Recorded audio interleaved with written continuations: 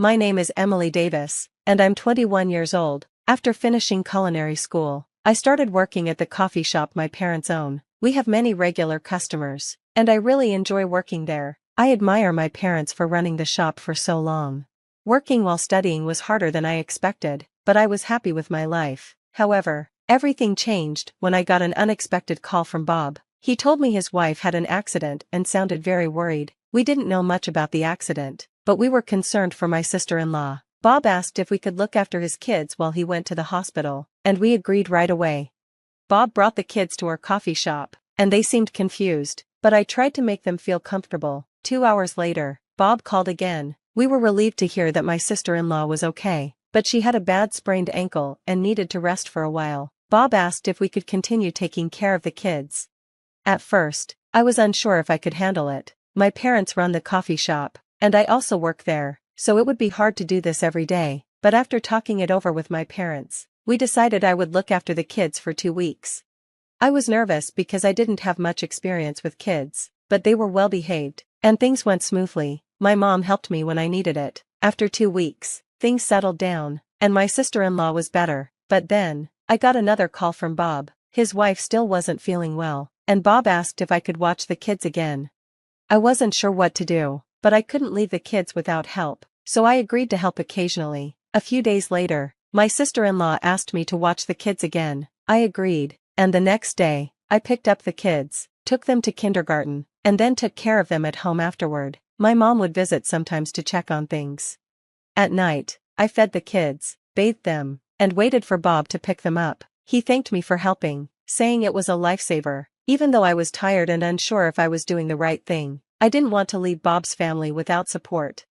A few days later, I got another message from my sister-in-law asking for help again. I went to pick up the kids, dropped them off at kindergarten, and helped my parents at the cafe for a little while. When it was time to pick them up, I quickly left to get them. There were already a few people waiting to pick up their kids when I arrived. As I waited for my nephews to come out, I heard someone call my name. I turned around and was surprised to see Ashley, an older student I knew from school. We hadn't seen each other in a long time. She told me her child also went to the same kindergarten as my nephews. I wanted to talk more, but it wasn't really the right time, so we exchanged contact information and said goodbye. The next day, Ashley came to the cafe while I was working. My parents saw what was going on and told us we could chat when there were fewer customers. I took this opportunity to talk with Ashley. Ashley seemed to really like our cafe, which made me happy, but then, she suddenly became serious and said, "By the way, I saw your nephew's mom the other day." I was surprised by this and just nodded. She continued, saying she hadn't spoken to her, but she was sure it was her because they had talked before. Ashley seemed to struggle to find the right words, which made me curious, so I encouraged her to keep going. What Ashley said next shocked me. It seemed my mom had overheard the conversation too, and we made eye contact. After Ashley left, I asked my mom what she thought about what had been said. My mom replied, "Let's keep an eye on this situation for now," and I agreed. Then, one day, I got a call from Bob. I couldn't answer right away, and when I looked at my phone, I saw I had missed several calls from him. I quickly called Bob back, feeling confused and worried. I asked, "What's going on?" Bob answered in a tense voice, clearly trying to control his anger. He told me that when he went home to get something he had forgotten, he found the kids alone in the house. The house was supposed to be empty, and this shocked me. But then, I started wondering, why was Bob upset with me? As I tried to ask him, my questions seemed to make him even angrier. He yelled, "My wife told me she asked you to take care of the kids today, but you left them alone, and now you're talking back to me?" I was taken aback by his words, but there were things I needed to explain, so I said, "Yes, your wife did ask me, but I told her I couldn't do it today. My mom got sick last night, and we were short-staffed at the cafe. I had to work and didn't have time to look after the kids." After hearing my explanation, Bob went quiet. Then, he asked, "According to my wife, every time she asks you to help with the kids, you complain and demand payment. Is that true?"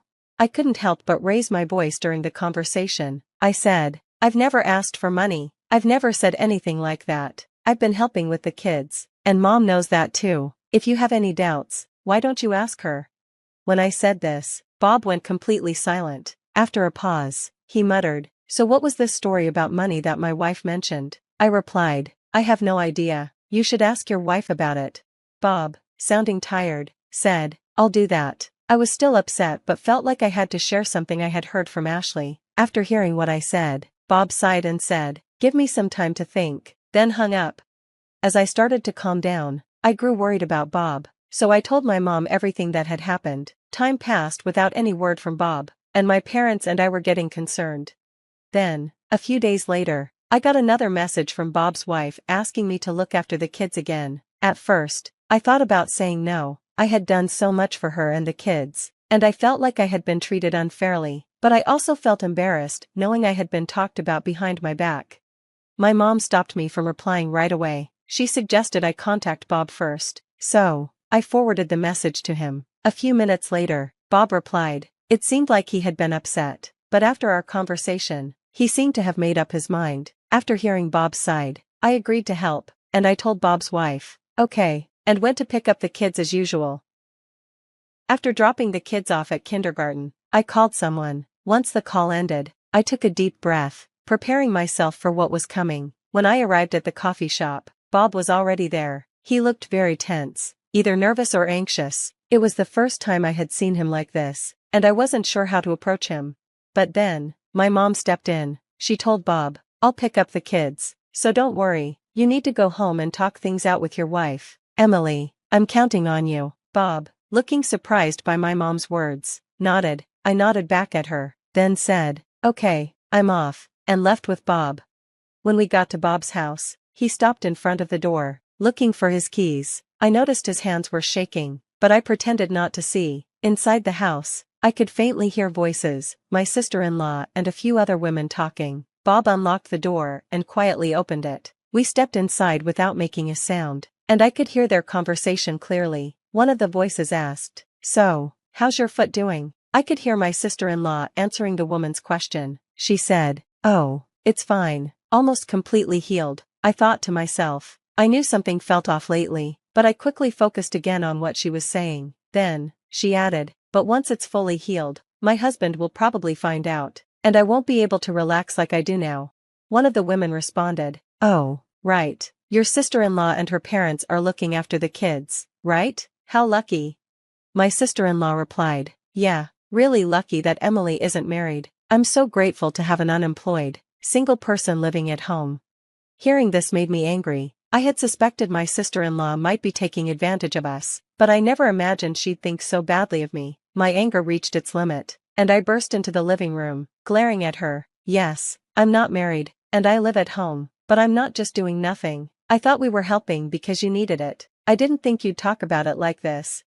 But my sister-in-law wasn't focused on what I was saying. Instead, she looked confused and asked, why are you here? How did you get in? Just then, I felt a tap on my shoulder and stepped back. She finally noticed Bob, and her eyes widened. Bob, with a cold voice, said, I let her in. You've been lying to me all this time. You're the worst. You've been using the money I gave you for yourself instead of giving it to Emily. My sister-in-law turned pale. I walked over to her friends and told them it was time to leave. Everyone left with awkward expressions on their faces. As my sister-in-law's friends were leaving, one person made eye contact with me. It was Ashley, my senior from school. She had interacted with my sister-in-law before and seemed to be concerned about her recent behavior. When we unexpectedly met again, Ashley offered to help with the situation.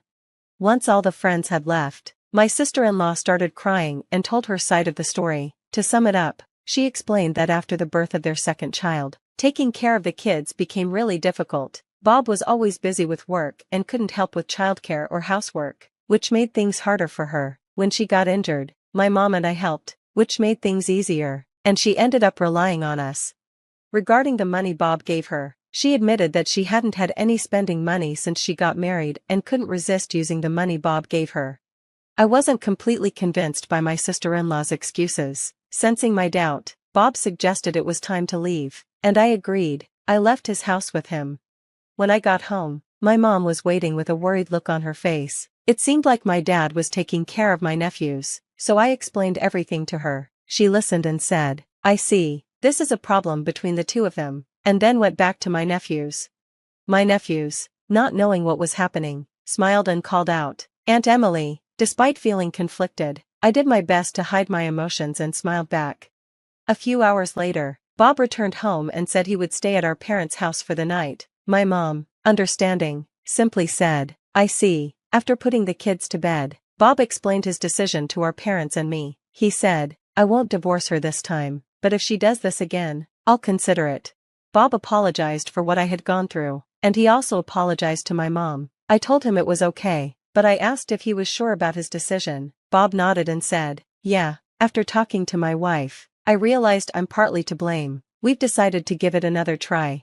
I asked Bob what he meant. He said, "I've been focused on work and haven't paid enough attention to my wife. I left all the responsibility for the kids to her, and I now realize that it put too much pressure on her. I've been unfair to both her and the kids. I should have spent more quality time with them."